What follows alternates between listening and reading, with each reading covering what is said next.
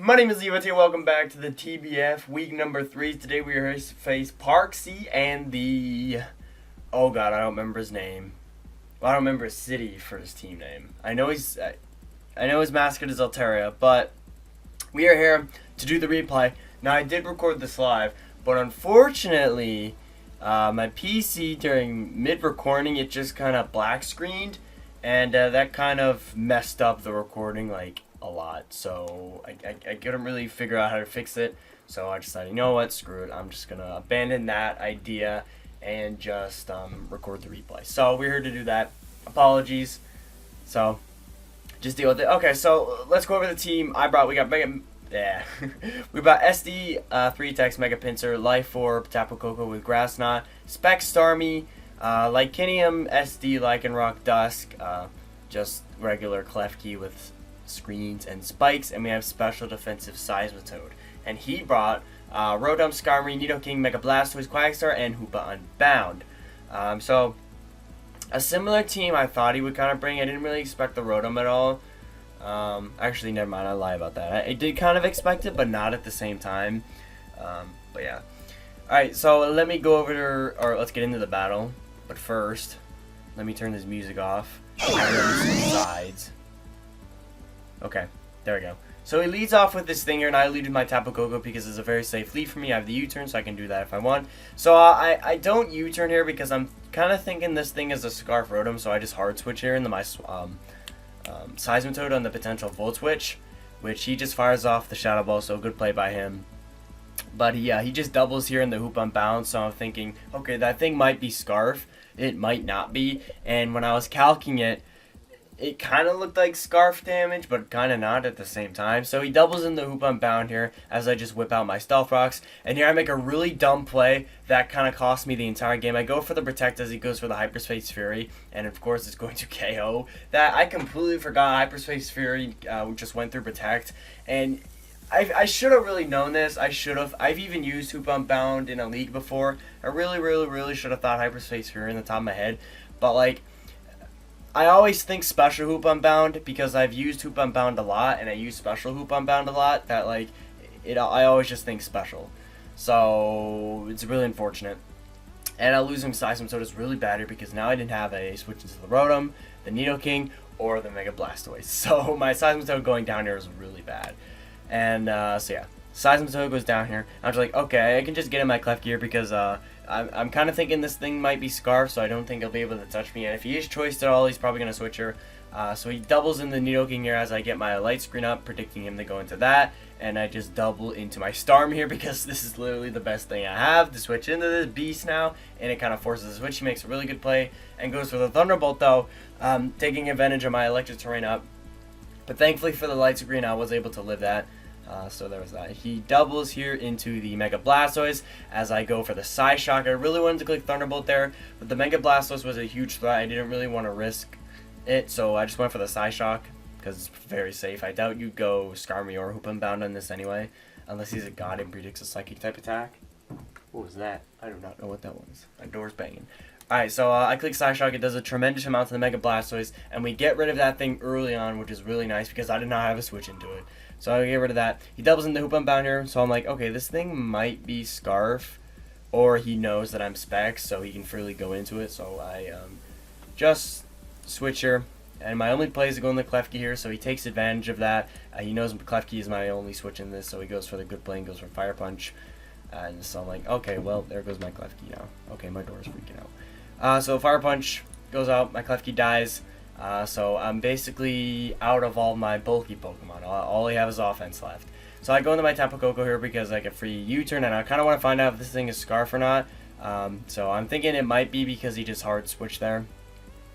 So he goes into Rotom again. So I get a U-turn off, and I'm like, okay, I don't really have anything else I can go into here, so I just go into my Lycanroc Dusk because it's the best thing I really have, and he might fear the Crunch. If I'm banded or not, because he doesn't know this yet. So I go into my Lycanroc Dust, he goes into the Quagsire. I can't do anything to this, unfortunately.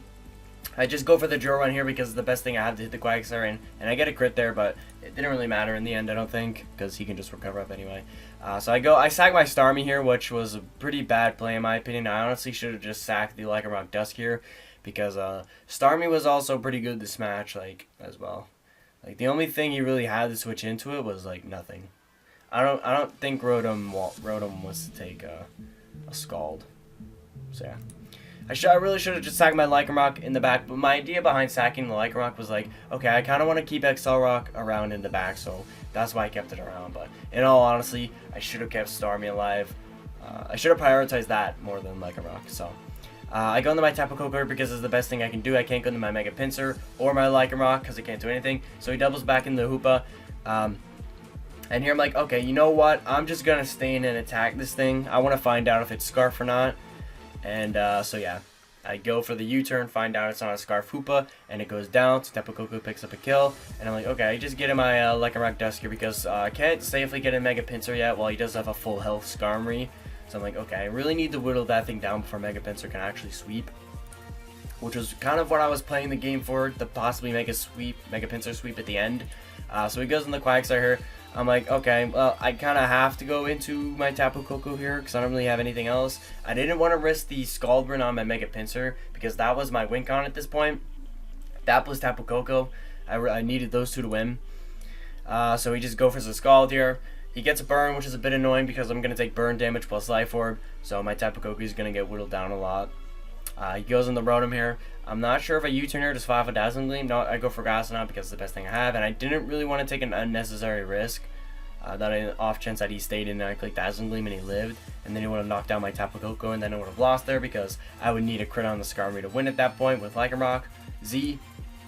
So I'm like, okay, I'm honestly just gonna go ahead and knock this thing out. No, I don't. I hard switch in because I still think this thing is Scarf, which it actually wasn't in the end. So I was really kicking myself for that one because this thing wasn't even Scarf. I could have Dazzling Gleamed him right here and did massive damage to him.